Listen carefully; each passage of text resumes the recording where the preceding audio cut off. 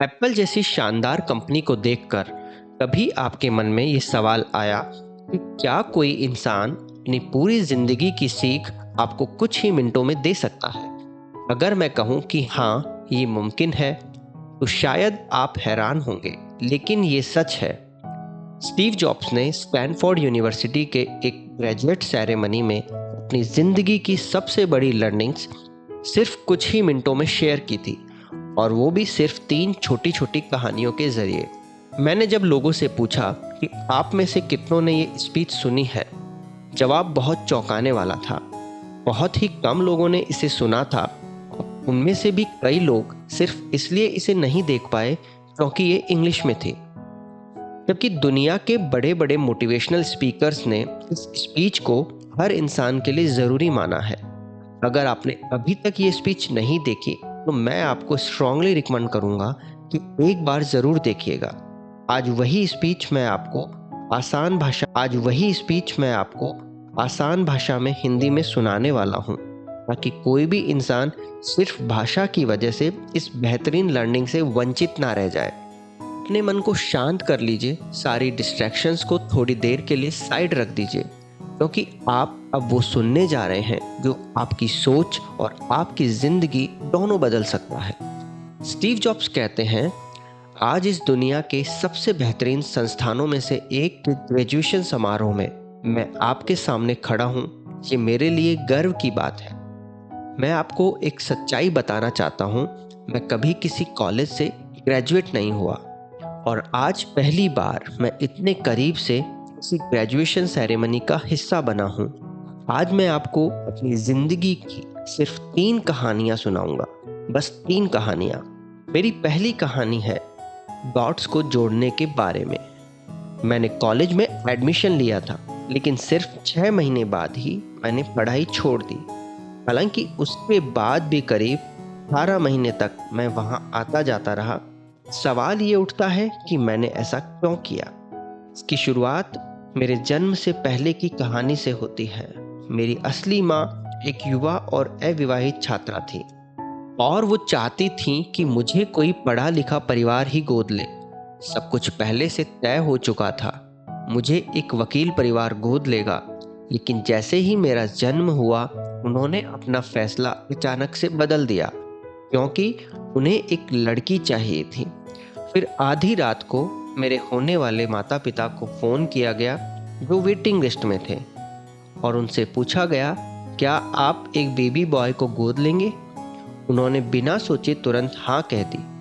लेकिन बाद में मेरी असली माँ को पता चला कि जिन्होंने मुझे गोद लिया है वो कॉलेज ग्रेजुएट नहीं है, इसलिए उन्होंने एडॉप्शन पेपर पर साइन करने से मना कर दिया। फिर मेरे माता पिता ने मेरी माँ से वादा किया कि वो मुझे कॉलेज जरूर भेजेंगे। जाकर वो मानी और मुझे गोद लिया गया। 17 साल बाद मैं कॉलेज पहुंचा, लेकिन मैंने गलती से एक बहुत ही महंगा कॉलेज चूज कर लिया, जो लगभग उतना ही महंगा था जितना स्टैनफोर्ड। मेरे माता पिता की सारी जमा पूंजी मेरी पढ़ाई में खर्च हो रही थी। 6 महीने बिताने के बाद भी मुझे समझ नहीं आ रहा था कि मैं ये सब क्यों कर रहा हूँ। मुझे नहीं पता था कि मैं ज़िंदगी में क्या करना चाहता हूँ, और ये भी नहीं पता था कि कॉलेज मेरी कैसे मदद करेगा। इसीलिए मैंने एक बड़ा फैसला लिया। मैंने कॉलेज ड्रॉप कर दिया। शुरुआत में ये फैसला बहुत ही डरावना था, लेकिन आज जब मैं पीछे मुड़कर देखता हूँ, तो ये मेरी ज़िंदगी का सबसे अच्छा डिसीजन था। जैसे ही मैंने कॉलेज छोड़ा, मैंने उन क्लासेस को छोड़ दिया जिनमें मेरा कोई इंटरेस्ट नहीं था, और सिर्फ उन्हीं चीज़ों पर ध्यान दिया जो मुझे सच में पसंद थी। ये कोई आसान नहीं था। मेरे पास रहने के लिए कमरा नहीं था। मैं दोस्तों के कमरे में ज़मीन पर सोता था, खाने के लिए बोतलें लौटाकर पैसे कमाता था, और रविवार को कई किलोमीटर पैदल चलकर मंदिर जाता था, ताकि कम से कम हफ्ते में एक बार भरपेट खाना मिल सके। लेकिन मुझे ये सब करना अच्छा लगता था। उसी दौरान मैंने कैलीग्राफी सीखी, जो उस कॉलेज की खासियत थी। मैंने सीखा कि फ़ॉन्ट्स कैसे बनते हैं, लेटर्स के बीच स्पेसिंग कैसे काम करती है, टाइपोग्राफी को खूबसूरत क्या बनाता है, तब मुझे नहीं पता था कि क्या ये सब मेरे काम आएगा, लेकिन 10 साल बाद जब हमने पहला मैकिन्टॉश बनाया तो मैंने वही सारी चीज़ें उसमें इस्तेमाल की और वो दुनिया का पहला ऐसा कंप्यूटर बना जिसमें सुंदर टाइपोग्राफी थी। अगर मैंने वो क्लासेस नहीं ली होती तो शायद आज कंप्यूटर इतने खूबसूरत नहीं होते। उस समय फ्यूचर को देखकर डॉट्स को कनेक्ट करना नामुमकिन था, लेकिन आज पीछे मुड़कर सब कुछ साफ दिखता है। इसलिए आपको भरोसा रखना होगा कि जो कुछ अभी हो रहा है वो आगे जाकर डेफिनेटली आपके काम आएगा। मेरी दूसरी कहानी है प्यार और खोने के बारे में। दरअसल मैं बहुत लकी था, मुझे वो काम जल्दी मिल गया जिससे मैं प्यार करता था। मैंने अपने दोस्त के साथ गैराज में एप्पल की शुरुआत की। 10 साल में वो एक छोटी कंपनी से बड़ी कंपनी बन गई, लेकिन 30 साल की उम्र में मुझे उसी कंपनी से निकाल दिया गया जिसे मैंने खुद बनाया था। ये मेरे लिए बहुत बड़ा झटका था। कुछ महीनों तक मुझे समझ नहीं आया कि अब क्या करना है, लेकिन एक चीज़ नहीं बदली थी, मेरा अपने काम के प्रति जुनून और प्यार। इसीलिए मैंने फिर से शुरुआत की। मैंने नेक्स्ट और पिक्सर शुरू की और आगे चलकर पिक्सर ने दुनिया की पहली एनिमेटेड मूवी बनाई। बाद में एप्पल ने नेक्स्ट को खरीद लिया और इस तरह मैं वापस एप्पल में लौट आया। आज जो टेक्नोलॉजी एप्पल यूज़ कर रहा है वो नेक्स्ट से ही आई है।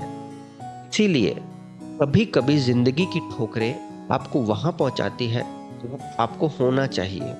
मेरी तीसरी कहानी है मृत्यु के बारे में। जब मैं 17 साल का था तो मैंने एक थॉट पढ़ा था, अगर आप हर दिन ऐसे जिएं जैसे ये आपका आखिरी दिन है, एक दिन आप सही साबित होंगे। से मैं हर सुबह खुद से एक सवाल पूछता हूँ, अगर आज मेरा आखिरी दिन होता तो क्या मैं वही करता जो आज करने वाला हूँ? अगर जवाब नहीं होता है तो मैं समझ जाता हूँ कि कुछ बदलने की ज़रूरत है। एक समय ऐसा भी आया जब मुझे कैंसर डायग्नोस हुआ। डॉक्टर्स ने कहा मेरे पास ज़्यादा समय नहीं है, लेकिन बाद में पता चला कि वो इलाज से ठीक हो सकता।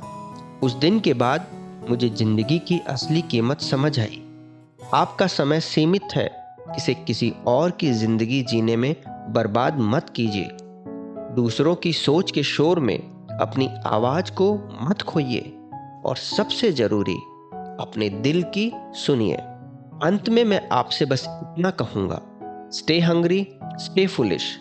हमेशा कुछ सीखने की भूख रखिए और कभी ये मत सोचिए कि आप सब जानते हैं, क्योंकि सीखना वहीं खत्म हो जाता है जब इंसान खुद को परफेक्ट मान लेता है।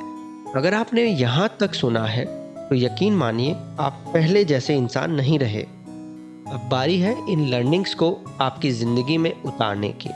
धन्यवाद।